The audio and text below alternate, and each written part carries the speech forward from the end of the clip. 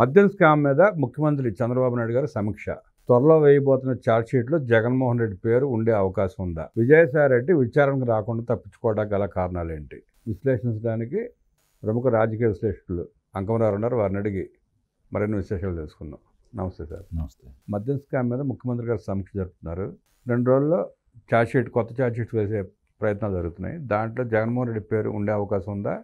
విజయసాయి రెడ్డి విచారణ రాకపోవడానికి కారణాలు ఏంటంటారు? 17వ తారీఖు దీనికి సంబంధించి న్యాయస్థానం ముందు వివరాలతో కూడినవన్నీ పొందుపరిచి దీంట్లో మేము ఇంతవరకు విచారణ చేసినందువల్ల వెలుగు చూసినటువంటి అంశాలు ఇవి. దీంట్లో వీళ్ళు పాత్రదారులు, వీళ్ళు సూత్రధారులు, దీంట్లో ఇంత ధనం చేతులు మారింది, ఇందుట్లో ఇంత పెద్ద కుంభకోణం జరిగింది, దీంట్లో వీళ్ళందరూ ఉన్నారు, అంతిమ లబ్ధిదారుడు ఎవరు అనే దాని మీద ఈరోజు 17వ తారీఖు నాడు వాళ్ళు న్యాయస్థానానికి వివరాలతో పొందుపరిచినటువంటి దస్త్రాలన్నీ కూడా న్యాయస్థానం ముందు పెట్టబోతున్నారు. దీన్ని దృష్టిలో పెట్టుకొని ఈరోజు విజయసాయి రెడ్డి మొన్న వస్తాడని చెప్పి అందరూ భావించారు, రాలేదు. ఎప్పుడు వస్తాడో కూడా ఈరోజు ఇది విధంగా చూడట్లేదు అతను.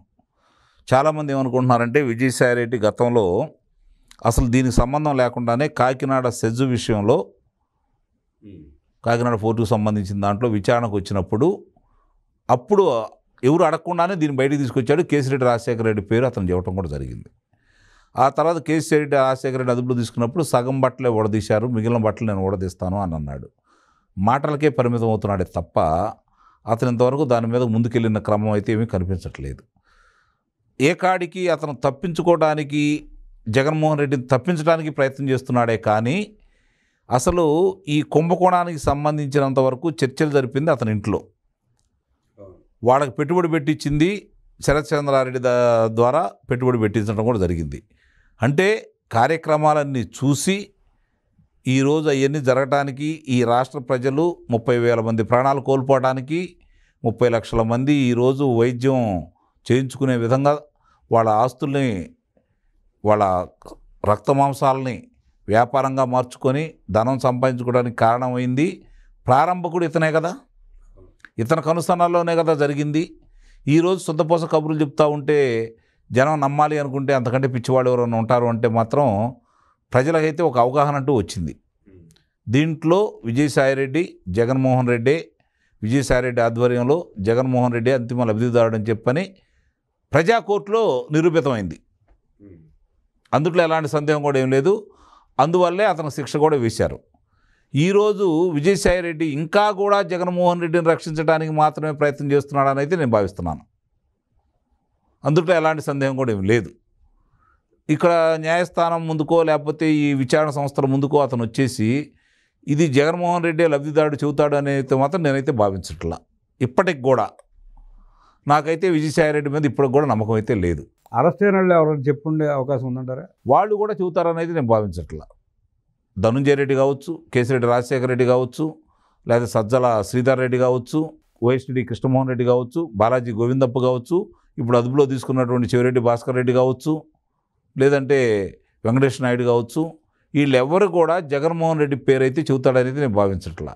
కాకపోతే విచారణ సంస్థలో వాస్తవాలు అంతిమంగా ఎవరి దగ్గరికి ఎంత చేరింది, బంగారం ఎక్కడ చేరింది, ఈ 5 నేల మాళిగలు తెలంగాణలో భాగ్యనగరంలో వాళ్ళు ఏర్పాటు చేసిన 5 నేల మాళిగలు కావచ్చు, లేకపోతే వాళ్ళ ఇంటి పక్కన ఏర్పాటు చేసినటువంటి నేల మాళిగలు కావచ్చు, ఈ 6 చోట్ల ఎంత ధనాన్ని పెట్టారు, ఆ ధనాన్ని ఎక్కడ తరలించారనేది ఇప్పుడు విచారణ సంస్థలు స్పష్టంగా బయటికి తీసినాయి. కాబట్టి దాంట్లో తప్పించుకోవడానికి వీలు లేదు. కాబట్టి ఒకవేళ కేసిరెడ్డి రాజశేఖర రెడ్డి తన పేరు మీద వేసుకున్నా, నేనే చేశాను ఒప్పుకున్నా, ఆ బంగారం ఎక్కడికి వెళ్ళింది అని చెప్పాలి కదా.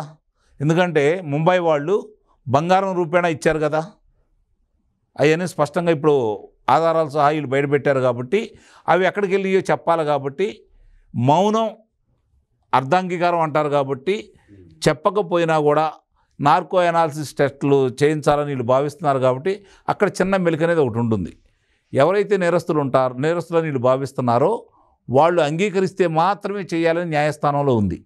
కాబట్టి దానికి కూడా వీళ్ళు సహకరిస్తారని అయితే నేను భావించట్లేదు. కాబట్టి ఈ ఆధారాలు ముందు పెట్టి చివరికి వీళ్ళు ఒప్పుకోపోయినా కూడా దానికి సంబంధించినంత వరకు వాళ్ళు వెలుగు చూపిన చాలా వాస్తవాలు ఉన్నాయి. కాబట్టి అవి బయటికి తీసుకొచ్చేసి లబ్ధిదారుడు జగన్మోహన్ రెడ్డి అనే పేరుని చేర్చడానికి మాత్రం అవకాశం ఉంటుందైతే మాత్రం నేను నిస్సందేహంగా చెప్పగలను. అతని పేరు కనుక లేకపోతే ప్రజలు అనుకుంటున్నట్టు ఈ కూటమి ప్రభుత్వం మీద ఒత్తిళ్లు విపరీతంగా వస్తాయి. కూటమి ప్రభుత్వం కూడా జగన్మోహన్ రెడ్డిని రక్షిస్తున్నారు అనే భావన ప్రజల్లోకి బలంగా వెళ్తుంది. ఇది మాత్రం నేను గట్టిగా చెప్పగలను. అంతం కాదు ఇది హారంబల్ సినిమాలాగా ఈ మద్యం స్కాము, ఈ ఇన్వెస్టిగేషను ఒక దరికి చేరే అవకాశం ఉందంటారా? దరికి ఇప్పటికే చేరింది. చాలామందికి అర్థం కాని అంటే ఎవరు ఆయన పేరు బయటికి చెప్పకపోతే అతని మీద కేసు నిలబడే అవకాశం ఉండదు కదా. నేను అందుకే చెప్పాను, ఆధారాలు స్పష్టంగా వీళ్ళ దగ్గర ఉన్నాయి కాబట్టి ఆ ఆధారాలను అడ్డం పెట్టుకొని ఇదిగో ఇది ఇందాక నేను చెప్పాను కదా, బంగారం ఎక్కడికి వెళ్ళింది, కేసీఆర్ రాజశేఖర్ ఇంట్లో దొరకాలి కదా, దొరకనప్పుడు ఎక్కడికి వెళ్ళింది సమాధానం చెప్పాలి కదా. అతను ఇప్పుడు చిత్రాలు నిర్మించాడండి, అతను 2 చిత్రాలు నిర్మించాడు. ఒక ప్రముఖ కథానాయకుడి సతీమణి ₹1 కోటి ఆ సంస్థ ఏదైతే వాళ్ళు ఈడీ పెట్టారో దాంట్లో పంపించారని చెప్పని ఇప్పుడు వెలుగు చూపుతూ ఉన్నాయి కదా. అలాగే చాలామందికి పెట్టుబడి పెట్టాడు, ఇంకా పలు చిత్రాలు నిర్మించడానికి అతను సన్నాహాలు చేశాడు. అలాగే ఒక వైద్యశాలకు సంబంధించి దాంట్లో కూడా అతను పెట్టుబడి పెట్టాడు. దుబాయ్లో రియల్ ఎస్టేట్ అవన్నీ ఉన్నాయని చెప్పి చూపిస్తున్నారు కాబట్టి మిగిలిన ధనం ఎక్కడికి వెళ్ళింది? అతను చెప్పినట్టుగా ఒకవేళ నా దగ్గరే ఉందంటే వీళ్ళు సోదాలు చేస్తే అవి బయటపడలేదు కదా. ₹36 కోట్లు మాత్రమే వాళ్ళు ఈరోజు వాళ్ళ అదుపులో తీసుకోవడం కూడా జరిగింది కదా. ఇవన్నీ బయటకు వస్తాయి కదా రేపు పొద్దున. దాంట్లో నిస్సందేహంగా జగన్మోహన్ రెడ్డి పేర్లు వీళ్ళు చెప్పకపోయినా దానికి సంబంధించినంత వరకు వీళ్ళ మీద నేరాలు వేసుకున్నా కూడా ఇప్పుడు జగన్మోహన్ రెడ్డిని అదుపులో తీసుకోవాలని కాదు కదా ఇక్కడ విషయం. వాస్తవాలు నిరూపించాలి, వాళ్ళకి శిక్షలు వేయించాలి. ఒకవేళ జగన్మోహన్ రెడ్డిని రక్షించాలని చెప్పి వాళ్ళు తీవ్రంగా ప్రయత్నం చేశారనుకోండి, విచారణ సంస్థలు ఏం చేస్తాయో చూడాలి, ప్రభుత్వాలు ఏం చేస్తాయో చూడాలి. కళ్ళ ముందైతే కనపడుతున్న ఆధారాల ప్రకారం అంతిమ లబ్ధిదారుడు జగన్మోహన్ రెడ్డి అని ప్రపంచానికి అందరికీ తెలుసు. కానీ చిత్తశుద్ధిగా కనుక ప్రభుత్వాలు విచారణ సంస్థలు దీన్ని కనుక ముందుకు తీసుకెళ్ళగలిగితే జగన్మోహన్ రెడ్డి కారాగార వాసం తప్పదు. ఆ భయం కొద్దీ ఇప్పుడు రాష్ట్రంలో అలజడులు సృష్టించడానికి, వర్గ వైషమ్యాలను రెచ్చగొట్టడానికి, కులాల మధ్య, మతాల మధ్య, ప్రాంతాల మధ్య అతను విశ్వ ప్రయత్నం చేస్తున్నాడు. అవన్నీ కూడా విఫలం అయ్యి జరుగుతూ ఉన్నాయి. కాబట్టి అన్ని వేళ్ళు కూడా అతనికల్లే చూపిస్తున్నాయి. కాబట్టి అంతిమ లబ్ధిదారుడు అతనే అనే భావనలో ప్రజలైతే ఉన్నారు, విచారణ సంస్థలు కూడా ఉన్నాయి, ప్రభుత్వం కూడా అదే పదే చెప్పింది. కాబట్టి ఇప్పుడున్న ప్రభుత్వం ప్రతిపక్షం ఉండగా కాబట్టి వాళ్ళకు కూడా ఇది ఒక సవాల్ లాంటిది. దీన్ని వాళ్ళు తీవ్రంగానే పరిగణించి ముందుకు తీసుకెళ్తున్నారైతే అందువల్లే ఇంత వేగవంతంగా ముందుకెళ్ళిందని అయితే మనం భావించాలి. కాబట్టి ఇక్కడ విచారణ సంస్థలని మనం అద్భుతంగా మెచ్చుకోవాలి. వాళ్ళ పనితీరు చాలా అద్భుతం, అందుట్లో నిస్సందేహంగా చెప్పగలను. లేదంటే ఇంత తక్కువ సమయంలో ఇంతమందిని 220 మందిని విచారించడమే కాకుండా ఈరోజు 11 మందిని అదుపులో తీసుకొని ఇన్ని వివరాలన్నీ కూడా బయటికి తీసుకొచ్చేసి మనకు తెలియని పేర్లన్నీ కూడా బయటికి తీసుకొచ్చేసి వాళ్ళు బాహ్య ప్రపంచానికి చెప్పారు అంటే నిస్సందేహంగా చాలా గొప్పగా వాళ్ళు అయితే మాత్రం విచారణ సంస్థ విచారించిందని అయితే నేను భావిస్తున్నాను. అరెస్ట్ అయిన వాళ్ళు కూడా ఎవరికింతకు బెయిల్ కూడా రాలేదు. కాబట్టి అన్ని ఆధారాలు అన్నీ కూడా స్పష్టంగా వాళ్ళ దగ్గర ఉంటేనే న్యాయస్థానాలు కూడా దాన్ని నమ్మి వీళ్ళని పొడిగిస్తున్నాయని చెప్పి అయితే నేను భావిస్తున్నాను. ఇప్పుడు ఈ రచ్చలో భాగంగానే పేర్ని నాని, పిన్నెల స్వరూప్, గుడివాడ అమర్నాథ్ లాంటి వాళ్ళు ప్రజలను రెచ్చగొట్టే ప్రయత్నం చేస్తున్నారంటారా? అది వాళ్ళ నైజం కదా, ఆ పార్టీ యొక్క సిద్ధాంతమే అది కదా. దాని గురించి మనం ప్రత్యేకంగా చెప్పుకోవాల్సిన అవసరం అయితే ఏం లేదు. కళ్ళ ముందు కనపడుతున్న వాస్తవాలన్నింటిని కూడా వాళ్ళు అభూత కల్పనగా చిత్రీకరిస్తూ ఎదురుదాడి చేయడానికి కారణం ఏంటంటే కొంతమంది విషయంలో కఠినమైన నిర్ణయాలు ఈ కూటమి ప్రభుత్వం తీసుకోలేదన్న భావంతో, ముఖ్యంగా పేర్ని నాని తీసుకుందాం, అతను అడ్డంగా దొరికిపోయాడు. పేర్ని నాని అనే వ్యక్తి మరి ఈరోజు విచ్చలవిడిగా మాట్లాడే అవకాశం ఇచ్చింది కూటమి ప్రభుత్వమే కదా. అలాంటి అవకాశాలు ఇచ్చినప్పుడు వాళ్ళు అలానే మాట్లాడతారు.